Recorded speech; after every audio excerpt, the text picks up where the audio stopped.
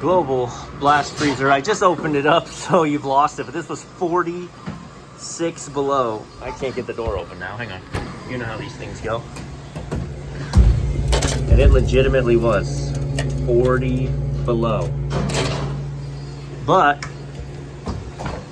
I mean, let's see how we unlock it by holding the power button. Yep, unlock. We hit set. Yeah, we're set for negative 18. Now that's nonsensical. So either we have a bad controller,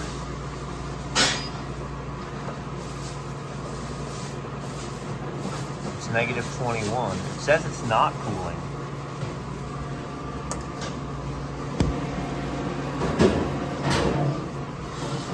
That's interesting. Hang on, I gotta get up there.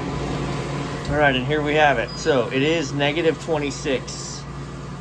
It says that the fan is on. Oh, what have I done? There you go. It says that the fan is on, but not the cooling. I'm pretty sure. Yeah, see, that's the cooling symbol. But the compressor's absolutely running. So either we've got a stuck thermostat. It's not a temperature probe because it knows that the temperature is correct. So either we've got a stuck thermostat or a stuck contactor one. So she just runs non-stop and never stops, never stopping. This is super interesting because I promise you that compressor's running right now. It is set to call for cooling, but let me try and not short this out. The far left orange wire is your internal fans, and then your condenser fans, and then the orange wire is your compressor in the center, this light orange one. So I chased it back to here, right? And so right now, as we're calling, I just pulled voltage from, and I actually did it to that neutral because I don't always like doing ground. I don't always check the ground, but when I do, no. Boo, hang on, I got a mess here. Oh.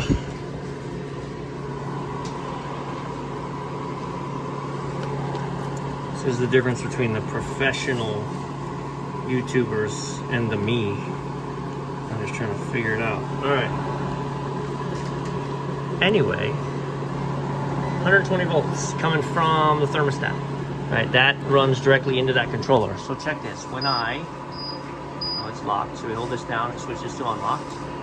And then we tap this, and we bump this up,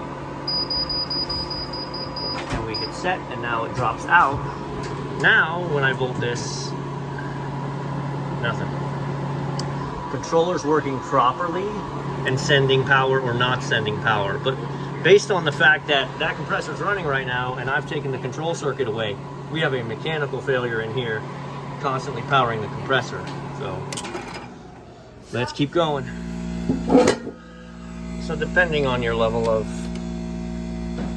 electrical understanding, here's kind of what has to be happening. If that compressor is running without the control circuit, this is a relay. It's basically just the contactor, right? And so I know this orange wire is what's running to the control circuit. So this relay is definitely my compressor relay. So this, I just chased it back, it runs to the neutral. So that means when the thermostat calls, it sends 120 volts to here, which then by default is going to close that circuit, sending, I haven't chased it, but yep, so this orange wire is what runs to the compressor. So this is 120 volts coming in and sitting here ready to go.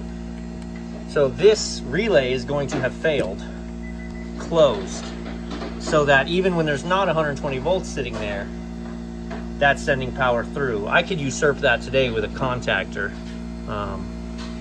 but let's set on continuity and see if that's correct. There are other options that it could be. This is just the most simple. That's interesting, huh? All right, I pulled it out so we could see better. I've got this set on continuity, right? And so this is your coil. So when that's energized, this should close. Otherwise, this should be open. It's closed right now. So regardless of the control circuit calling, this is always allowing the 120 volts to pass through to power the compressor. I've got the Be careful, I don't want these touching anything because these are 120 volts. I've got my controls, I've got them both unhooked. I have my control circuit just in there, and then I have my actual compressor circuit. So now when I turn it on, the click you hear is the solenoid opening. No compressor, no fan, that's correct. So, bad relay. I can put in a 120 volt contactor because I don't have this little relay on my truck, I don't think. Actually, I might. I think I only have 24 volt relays, but I'll look. This is under warranty. I already talked to Global. They gave me approval to work on it and said if I needed any parts to let them know.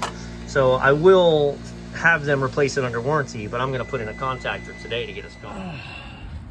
Yeah, let me show you what I mean. So this would work if only, because here's your coil, right? This allows you for two circuits, a normally open and a normally closed. So you can wire it however you want to wire it. And then this is your coil. The problem with this is the coil is 24 volts. And I'm going to be sending 120 volts. So, no bueno on that one. We're going to end up just going with a 120 volt contactor today, 120 volt coil. I only need a single pole, but I don't carry single poles because I'm not a residential HVAC guy who uses single poles ever. So a double works for a single. It doesn't go the other way around.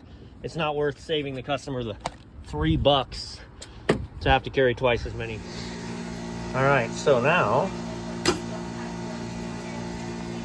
solenoids open up. Hey, contactor pulled in, compressor started.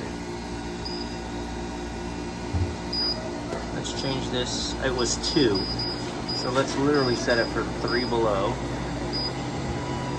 Oh, no, it's positive 2. So let me change this to 0. Now it's 1. Now when this hits 0, or shortly thereafter, the snowflake will drop out. I don't know what the, I'll have to look at what the cutout is differential. -2.